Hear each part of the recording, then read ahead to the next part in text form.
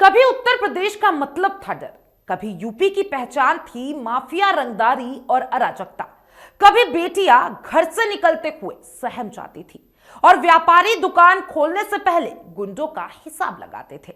लेकिन आज यही उत्तर प्रदेश खुद को बदलते भारत की सबसे तेज उभरती ताकत बता रहा है।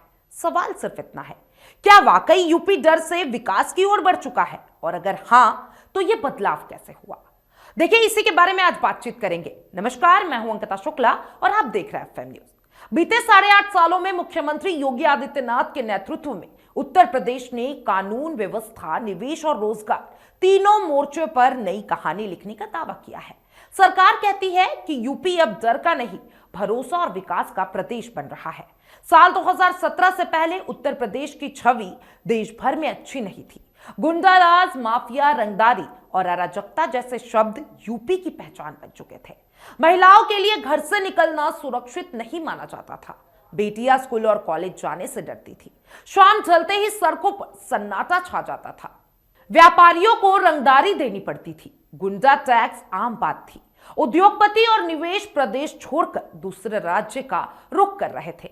आर्थिक हालात भी काफी चिंताजनक थे। बेरोजगारी दर 6.2% तक पहुंच चुकी थी। लेबर फोर्स पार्टिसिपेशन रेट गिरकर 44.6% रह गया था। महिला श्रम भागीदारी दर महज 13.5% था। फैक्ट्रियां बंद हो रही थी, रोजगार के अवसर घट रहे थे, युवाओं में हताशा बढ़ती जा रही थी। 19 मार्च 2017 को योगी आदित्यनाथ ने मुख्यमंत्री पद की शपथ ली। शपथ लेते ही उन्होंने एक सीधा और सख्त संदेश दिया, या तो अपराध छोड़ दो या तो प्रदेश छोड़ दो। यह सिर्फ बयान नहीं था, बल्कि आने वाली नीति का संकेत था। सरकार ने साफ कर दिया था कि माफिया और अपराधियों के लिए अब यूपी में कोई जगह नहीं होगी। योगी सरकार ने सबसे पहले महिला सुरक्षा को प्राथमिकता दी। एंटी रोमियो स्क्वाड का गठन किया गया। सार्वजनिक स्थानों पर मंचलों के लिए कार्रवाई शुरू कर दी गई। सरकार का दावा है कि इससे महिलाओं में भरोसा बढ़ा। धीरे धीरे बेटियां बेखौफ होकर स्कूल और कॉलेज जाने लगी। महिला सुरक्षा को लेकर पुलिस की जवाबदेही तय कर दी गई और इसके बाद अपराध के खिलाफ जीरो टॉलरेंस नीति लागू कर दी गई। पुलिस को खुली कार्रवाई का भी अधिकार दे दिया गया। सरकार का कहना है कि इसी नीति के तहत अपराधियों के खिलाफ सख्त अभियान शुरू हुआ, जिसके बाद में लोग एनकाउंटर नीति के नाम से भी जानने लगे। 20 मार्च 2017 से 15 मार्च 2021 के बीच यूपी पुलिस ने करीबन 7,500 से ज्यादा मुठभेड़ किए। इन मुठभेड़ों में 135 अपराधी मारे गए, 111 इनामी और 24 गैर इनामी बदमाश शामिल थे। 5 लाख के इनामी विकास दुबे से लेकर 5,000 के इनामी अपराधी तक मारे गए। करीब 2,900 अपराधी घायल हुए। इन कार्रवाई में 14 पुलिसकर्मी भी शहीद हुए। सलावार आंकड़े भी सख्ती की तस्वीर दिखाते हैं। जी हां, 2017 में 28, 2018 में 41, 2019 में 34 और 2020 में 26 और 2021 में 6 अपराधी मारे गए। सरकार का दावा है कि इससे अपराधियों की कमर टूट गई और आम जनता में सुरक्षा का भरोसा लौटा। एनकाउंटर के साथ साथ बुलडोजर एक्शन भी योगी सरकार की पहचान बना। माफियाओं की अवैध संपत्ति पर बुलडोजर चला। दंगाइयों से सरकारी और निजी नुकसान की वसूली के लिए सख्त कानून लाए गए। सरकार का कहना है कि साफ तौर पे अपराध करोगे तो संपत्ति भी नहीं बचेगी। भरोसा लौटा, माहौल धीरे धीरे बदला। सरकार का दावा है कि इन सख्त कदमों से महिलाएं खुद को ज्यादा सुरक्षित महसूस करने लगी। व्यापारी बेखौफ होकर कारोबार करने लगे। यही वो मोड़ था जहां से यूपी की अर्थव्यवस्था में भी बदलाव की शुरुआत मानी जाती है। रोजगार और अर्थव्यवस्था में काफी हद तक बदलाव देखा गया। जो यहां 2017 से 2025 के बीच यूपी की आर्थिक संकेताओं में सुधार देखने को मिला। लेबर फोर्स पार्टिसिपेशन रेट बढ़ गया।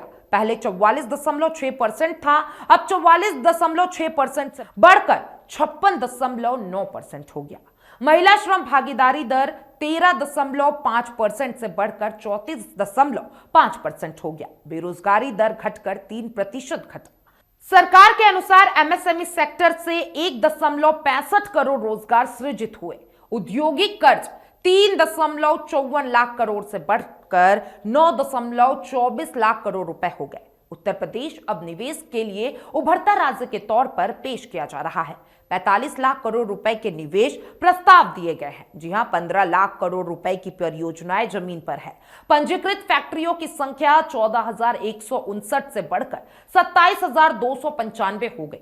सरकार का कहना है कि निवेश समिट और नीति सुधारों से उद्योग को नई रफ्तार मिली। वन डिस्ट्रिक्ट वन प्रोडक्ट यानी कि ओडीओपी योजना ने यूपी को नई पहचान दी। प्रदेश के 77 उत्पादों को जीआई टैग मिला। इस मामले में उत्तर प्रदेश देश में नंबर 1 बना। एमएसएमई इकाइयों की संख्या 96 लाख तक पहुंच गई, जो देश में सबसे ज्यादा है। सरकार का दावा है कि इससे स्थानीय रोजगार और निर्यात दोनों बढ़े हैं। अब देखिए, बात करते हैं 2047 का बड़ा सपना के बारे में। इसी बदले माहौल में मुख्यमंत्री योगी आदित्यनाथ ने विकसित यूपी 2047 का विजन पेश किया। इस विजन के केंद्र में 2 बातें हैं, आत्मनिर्भर नारी और मजबूत व्यापार।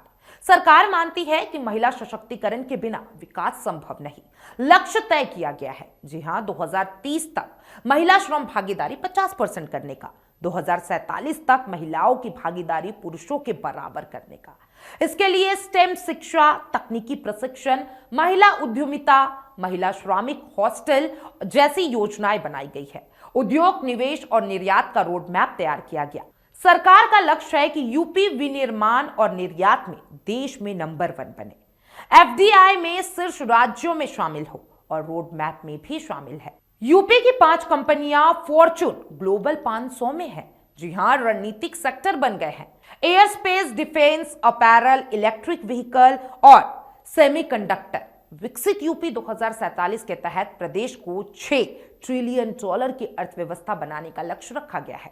फिलहाल यूपी की जीडीपी करीब 343 बिलियन डॉलर की है। लक्ष्य तय किया गया है कि 2030 तक 100 बिलियन डॉलर बनाया जाएगा, 2036 तक 2000 बिलियन डॉलर, 2047 तक 6000 बिलियन डॉलर। सरकार का दावा है कि तब प्रति व्यक्ति आय 26 लाख रुपए होगी। देश की जीडीपी में यूपी का योगदान 20% होगा। और विवाद, सवाल और आलोचनाएं, हालांकि इस पूरे दौर में विवाद भी कम नहीं रहे हैं। एनकाउंटर नीति पर सवाल उठे। बिकरू कांड ने पुलिस व्यवस्था पर गंभीर प्रश्न खड़े किए। कुछ आईपीएस अफसरों पर भ्रष्टाचार के आरोप भी लगे। महोबा और पशुधन घोटाले जैसे मामले ने सरकार की आलोचना करवाई, लेकिन सरकार का पक्ष साफ था। सरकार का कहना है कि कानून व्यवस्था पहले से बेहतर हुई है, अपराधियों पर नकेल कसी गई है और प्रणाली में सुधार जारी है। सरकार मानती है कि बदलाव आसान नहीं होता, लेकिन दिशा सही है। आज उत्तर प्रदेश खुद को बदलते भारत का अगला ग्रोथ इंजन बताने की कोशिश कर रहा है। योगी सरकार के दावे बड़े हैं, विजन लंबा है, आंकड़े मजबूत दिखते हैं। अब असली सवाल यही है, क्या यह बदलाव स्थायी होगा और क्या विकसित यूपी 2047 का सपना जमीन पर पूरी मजबूती से उतर पाएगा? यूपी की कहानी अब डर से विकास तक की यात्रा के मोड़ पर गई है। आप क्या सोचते हैं? क्या आप भी उत्तर प्रदेश से हैं और ये बदलाव 2017 से 2025 तक में जो हुआ है आपको भी दिखता है? और देखिए, अब सबसे बड़ा सवाल 2027 में यूपी में विधानसभा चुनाव है। आप किसकी सरकार बनते देखना चाहते हैं? अखिलेश यादव यानी कि समाजवादी पार्टी की, या फिर एनडीए यानी कि भारतीय जनता पार्टी की? क्या फिर से योगी आदित्यनाथ मुख्यमंत्री बनने जा रहे हैं उत्तर प्रदेश के? मुझे कमेंट बॉक्स में अपनी राय जरूर दीजिएगा और तमाम ऐसे अपडेट्स के लिए एफएम न्यूज के साथ बने रहें।